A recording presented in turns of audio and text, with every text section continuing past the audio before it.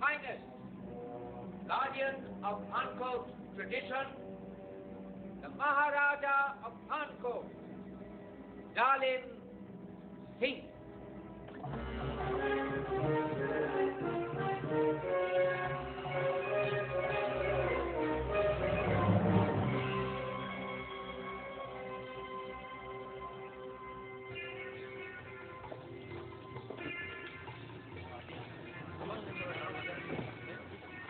That's the Maharaja. Kid. Maybe he likes older men.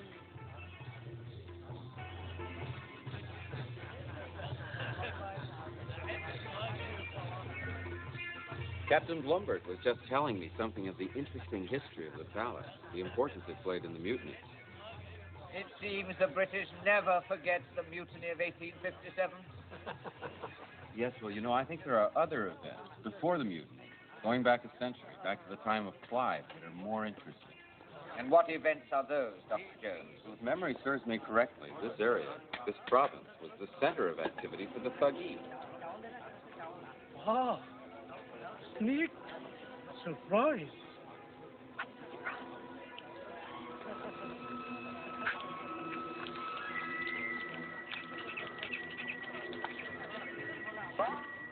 Dr. Jones, you know perfectly well that Thuggee cult has been dead for nearly a century. Of course.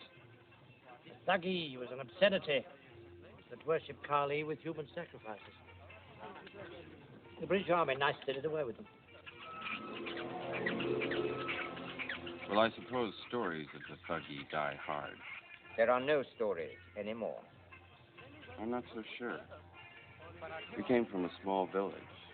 Peasants there told us Panko Palace was growing powerful again because of some ancient evil. Village stories, Dr. Jones. They're just fear, folklore. You're beginning to worry, Captain Blumber. Not worried, Mr. Prime Minister, just interested.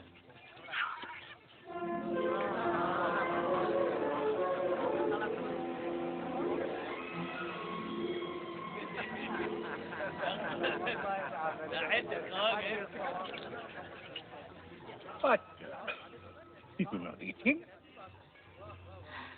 I had bugs for lunch.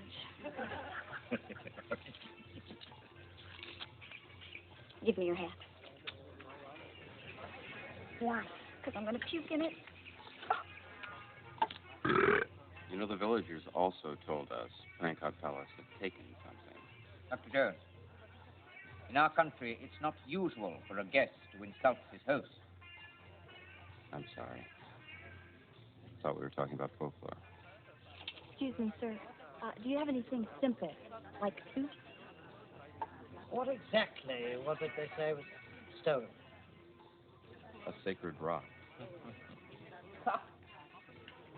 You see, Captain? A rock.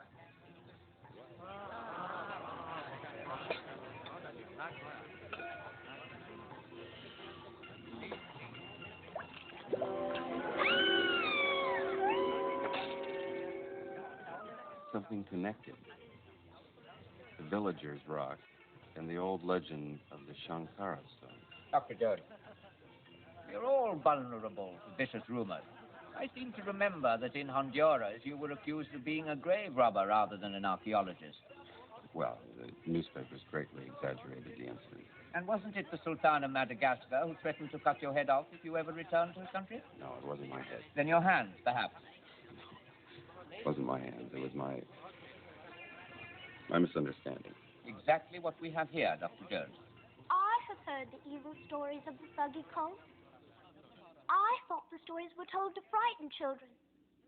Later, I learned the Thuggee cult was once real and did of unspeakable things. I'm ashamed of what happened here so many years ago, and I assure you, this will never happen again in my kingdom. If I offended you, then I am sorry.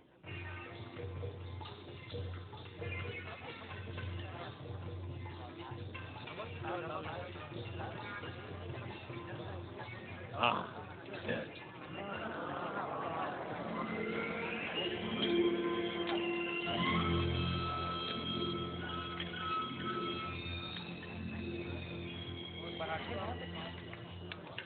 Chilled monkey brain.